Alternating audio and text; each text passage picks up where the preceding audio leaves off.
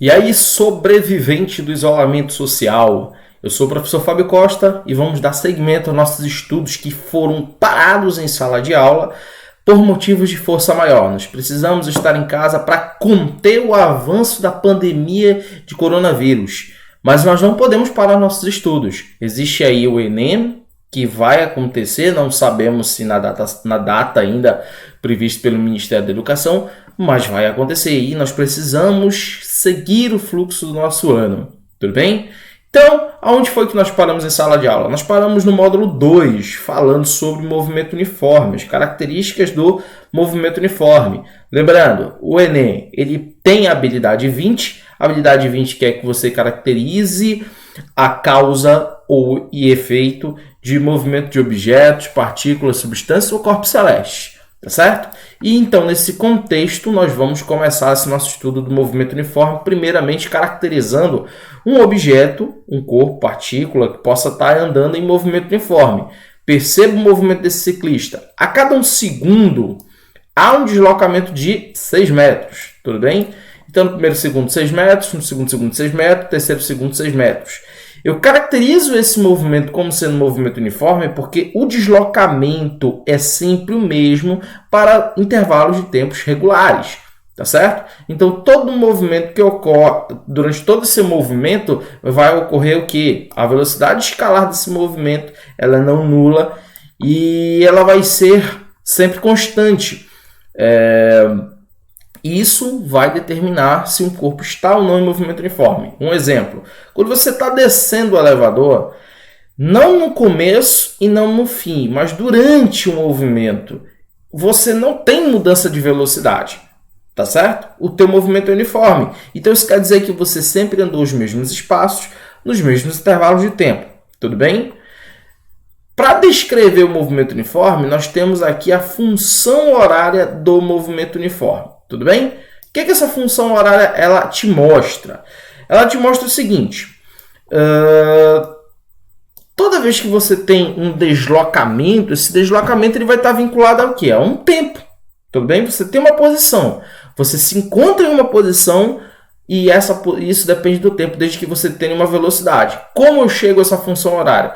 Primeiro, eu vou por onde? Eu vou lá pelo que eu sei sobre velocidade. Tudo bem?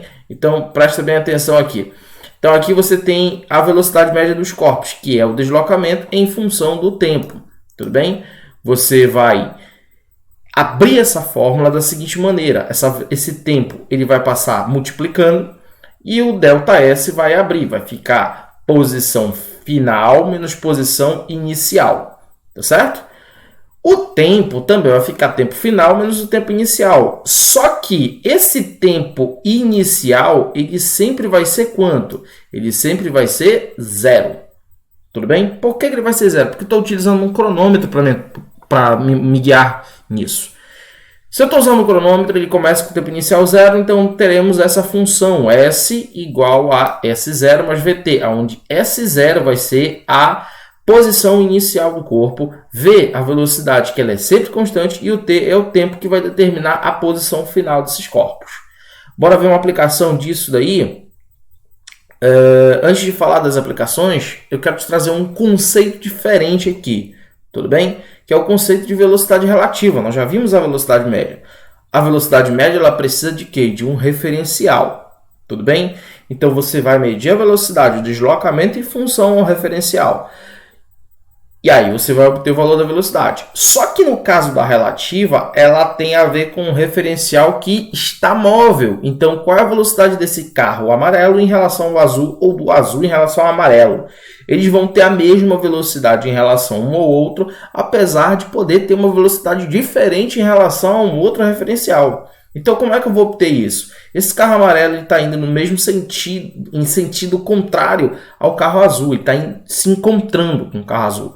Tudo bem? Então, no momento em que você tem dois corpos que se movem em sentidos opostos, seja na aproximação ou seja no afastamento, você vai ter uma soma. V1 mais V2. Tudo bem? Fábio, mas com vetor isso não acontece. Com o vetor sentidos opostos, eu subtraio. Só que a velocidade relativa ela não é um vetor. A velocidade relativa é uma velocidade escalar, tá certo?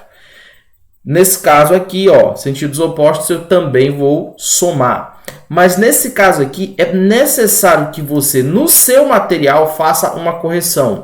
Não é V1 mais V2, é V1 menos V2. Quando os corpos andam no mesmo sentido, essa velocidade relativa ela vai ser o resultado de uma subtração das velocidades. Tá tudo bem? E aí sim, agora vamos falar da aplicação disso de forma gráfica. Nós temos dois tipos de gráfico que precisamos analisar. O primeiro gráfico é o gráfico do espaço em função do tempo. No gráfico do espaço em função do tempo, eu tenho 3 locais onde eu posso colocar meu objeto como posição inicial. Ele pode estar antes da origem, ele pode estar na origem ou ele pode estar após a origem. Nós falamos em sala um exemplo de um carro que parte antes do entroncamento e depois do entroncamento, tomando o entroncamento como origem das trajetórias, o marco zero, onde você tem a placa lá, 0 km. Tudo bem? Então, observem os dois gráficos. No primeiro gráfico, você tem após a origem e o espaço final maior que o inicial.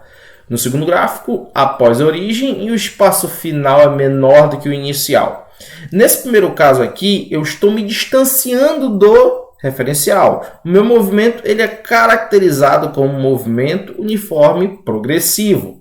No segundo caso, eu estou me aproximando do referencial. Então, ele é um movimento uniforme retrógrado. Aqui eu estou no referencial e me distancio. Aqui eu estou antes do referencial. E bem aqui, ó, perceba, eu cruzei com o referencial. Na hora que eu passei aqui na frente, minha posição era 0. Eu posso ter o tempo que demoro para chegar no meu marco zero. Aqui ele está no marco zero e só tende a ir para o outro lado da reta. Tudo bem? E para mais longe ainda desse cara. E aqui é a mesma coisa. Nesse caso, eu estou voltando nos pontos da minha trajetória, então ele é retrógrado. Certo? O outro gráfico que nós temos é a velocidade em função do tempo.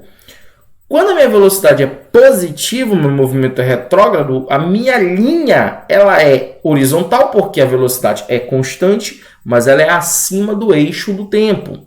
Quando é retrógrado, é abaixo do eixo do tempo. Tudo bem? Porque é uma velocidade negativa, porém constante. Tudo certo? E propriedades gráficas, para finalizar essa aula introdutória.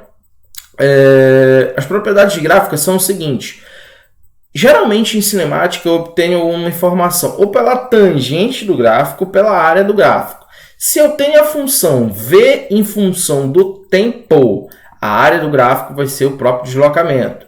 Só que no meu caso eu tenho um V constante, então a única área que eu preciso saber é a área do quadrado ou a área do retângulo, que nesse caso é base vezes altura. Não há situações de um triângulo nesse primeiro momento, que é o movimento uniforme, porque a velocidade ela é constante, ou seja, o máximo que eu vou ter vai ser um quadrado ou um retângulo. Se esse quadrado se formar acima da linha do tempo, o meu movimento é progressivo. Se o quadrado se formar abaixo da linha do tempo, ele é retrógrado. Não vai te esquecer disso, tudo bem?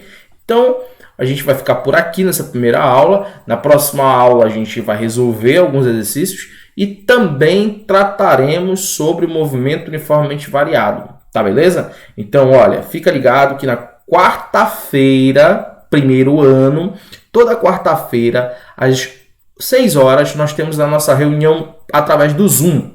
Tá certo? Então, não vai te esquecer. Já deve estar no teu grupo o link da sala. E não perde, tudo bem? Porque é o momento que nós vamos ter esse retorno. Eu coloquei essa aula para você, eu coloquei já no portal os exercícios, eu estou tendo o retorno dos exercícios, eu vou liberar a correção para vocês, mas eu também vou resolver essas questões com vocês, tá beleza? E na quarta-feira eu vou poder, ou não só falar, mas ouvir de vocês quais foram as dificuldades, tá beleza? Então, encerramos hoje por aqui e fique em casa e fique estudando, pai.